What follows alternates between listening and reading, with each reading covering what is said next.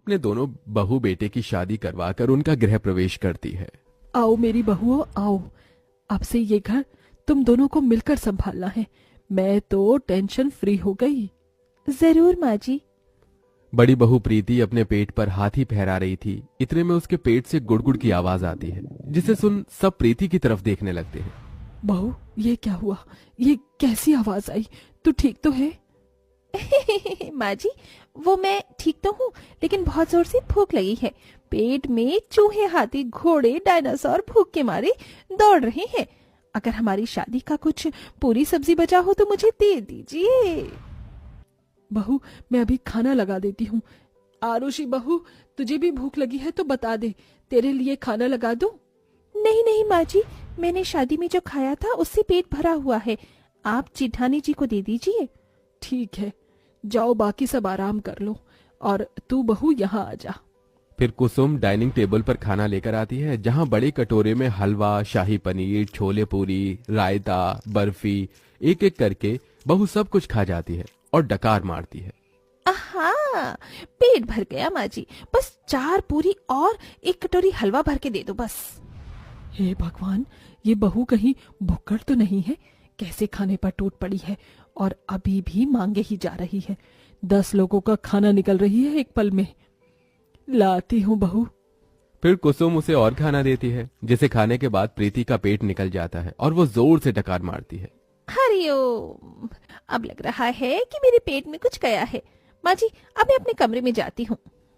प्रीति अपने कमरे में चली जाती है, जहां उसका पति मानव सो जाता है। कुछ ही देर में प्रीति के पेट में गैस बनती है और फिर वो चद्दर के अंदर धमाके स्टार्ट करती है।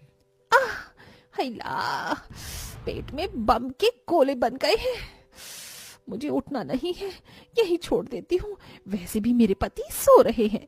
इतना कहते ही प्रीति एक पाद छोड़ देती है, जिसकी आवाज और बदबू सूंघकर उसका सोता हुआ पति उठ जाता है।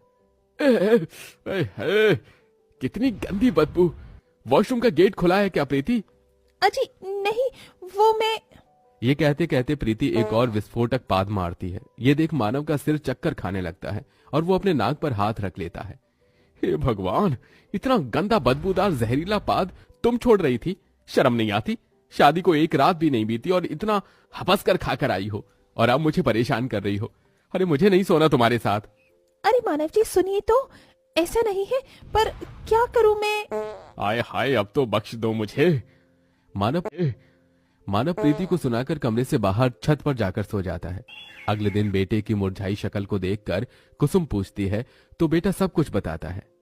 कोई बात नहीं बेटा, हो जाता है। वैसे भी शादी का समय है और शादी का खाना खाकर तो ऐसी दिक्कतें हो जाती हैं। तू भूल जा। अरे कैसे भूल जाऊं माँ, वो गंदी बदबू मेरे दिमाग में बैठ गई है। माँ जी मैं सोच रही थी कि खाने में आलू पूरी और हलवा बना लूं। हाँ बहू बना ले। और जेठानी कहाँ है तेरी? माँ जी वो पहले से ही रसोई में खाना बना रही हैं।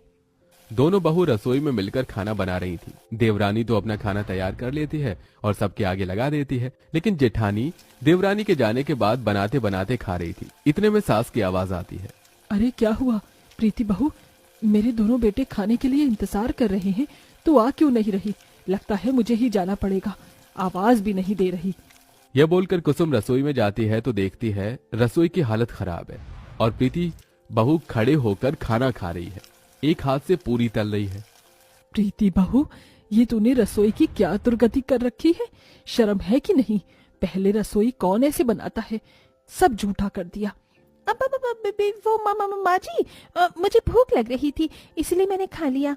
माफ कर दीजिए, मैं अभी लेकर आती हूँ। थोड़ा सा खाना बचा है। अच्छा, 1 चम्मच हलवा, आधी पूरी, ये बचा हुआ खाना किसको देगी? भुक्कड़ बहू। सॉरी माँ जी, वो क्या है ना, मुझे ना कुछ समय से बहुत ज्यादा भूख लग रही है। हे कृष्ण भगवान, बहू तू एक दिन हमें तो नहीं खा जाएगी ना अपनी भूख के चक्कर में? नहीं नहीं माँ जी, कोई बात नहीं माँ जी, मैंने तो खाना बनाया था ना। आप आ जाइए, खाना खा लीजिए। फिर आरुषि का बनाया हुआ खाना सब लोग खाते हैं और प्रीति उनके साथ बैठकर फिर खाती है। ऐसे ही कुछ दिन गुजरते हैं, लेकिन प्रीति का हद से ज्यादा खाना खाना बंद नहीं होता। वो जरूरत से ज्यादा खाना खाती है और कोई रोकता है तो उसके बाद वो डबल खाना खाती है। एक दिन प्रीति रात के सोते समय रसोई में बचा हुआ खाना खा रही थी, लेकिन बर्तन के शोर से घर के सारे लोग वहां आ जाते हैं। अरे कौन सा चूहा बिल्ली इधर आकर हमें परेशान कर रहे हैं। कमरे में इतनी खटपट की आवाज आ रही है। आरुषि, तुम जरा उधर से देखना और ये डंडा ले लो हाथ में। जी ठीक है।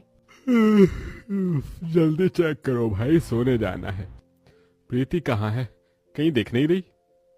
दोनों देवर देवरानी स्लिप के पीछे जाते हैं तो वहां जेठानी आइसक्रीम अपने हाथ मुंह पर कपड़ों पर गिराकर लपड़ लपड़ खाई जा रही थी।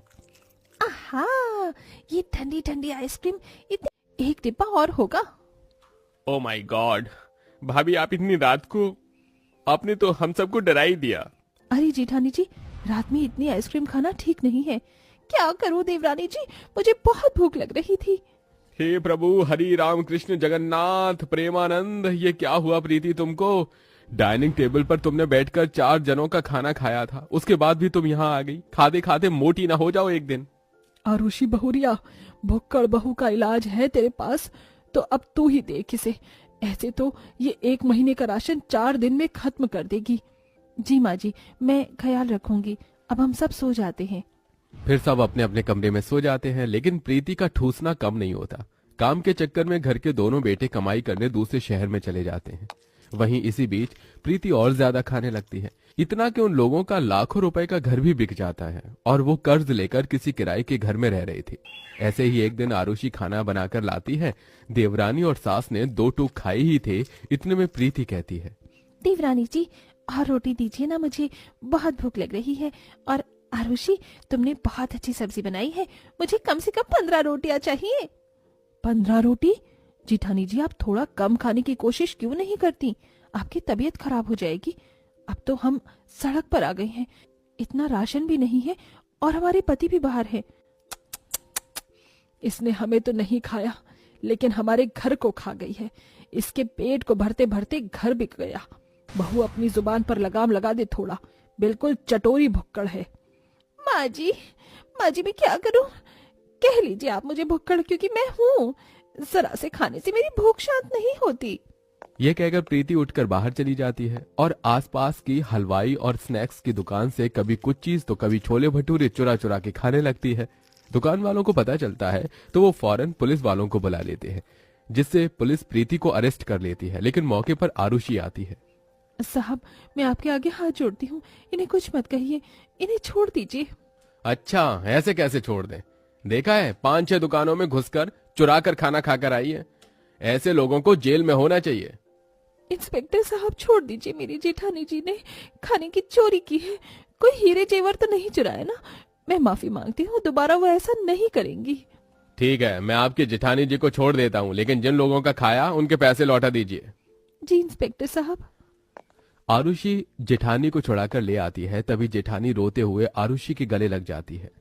आरुषि, मुझे माफ कर दो, तुम बहुत अच्छी हो और मैं बहुत गंदी हूँ, फिर भी तुमने मुझे सबसे बचाया और माँ जी के सामने भी तुम हमेशा बचाती हो। अब से मैं ज्यादा खाना नहीं खाऊंगी, मेरी वजह से घर के हालात भी खराब हो गए हैं। ठीक है, अब आप रोइए नहीं, घर चलिए, माँ जी इंतजार कर रही होंगी। दोनों बहू घर आ जाती हैं। आरुषि प्रीति का ख्याल रखने की कोशिश करती है और घर का खर्च चलाने के लिए, लोगों का कर्ज उतारने के लिए एक घर में नौकरानी का काम करने लगती है। लेकिन इस बीच प्रीति की भूख नहीं मिटती।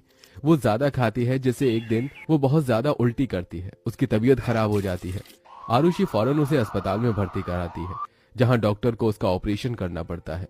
ऑपरेशन के पैसों का इंतजाम करने के लिए आरुषि जमींदार से पैसे लेकर बिल भरती है। कुछ देर बाद प्रीति होश में आती है। डॉक्टर साहब, अब मेरी बहू कैसी है? चिंता मत कीजिए, अब वो बिल्कुल ठीक है और अब वो ओवर ईटिंग भी नहीं करेगी। माँ जी, देवरानी जी, मैंने आपको बहुत परेशान कर दिया ना, अब मैं बिल्कुल भी ज्यादा नहीं खाऊंगी। अब आप ठीक है ना, तो हमें संतुष्टि है, मैं आपको खाने भी नहीं दूंगी। प्रीति ठीक होकर घर आ जाती है और घर का खर्चा निकालने के लिए सास बहू मिलकर एक ढाबे को चलाती है, जिससे धीरे धीरे वो सारे कर्जे भर देती है। इसी बीच दोनों के पति भी आ जाते हैं, जो कर्जा उतारने में मदद करते हैं। जिसके बाद आरुषि अपने घर को भी वापस ले लेती है। साथ ही भुक्कड़ बहू सर्जरी के बाद ज्यादा खाना छोड़ देती है।